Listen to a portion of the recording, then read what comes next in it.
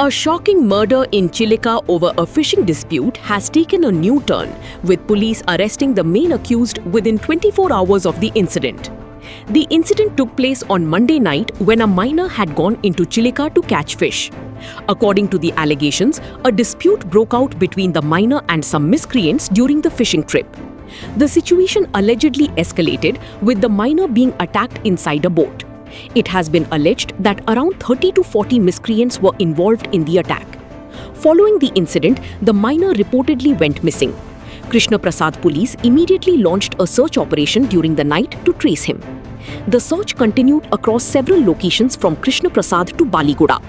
Eventually, the miner's body was recovered from the water near the spot where the alleged altercation had taken place. Acting on the directions of the Puri SP, a special team of Krishna Prasad police conducted a raid in Chandrapat village of Khordha district and arrested the main accused.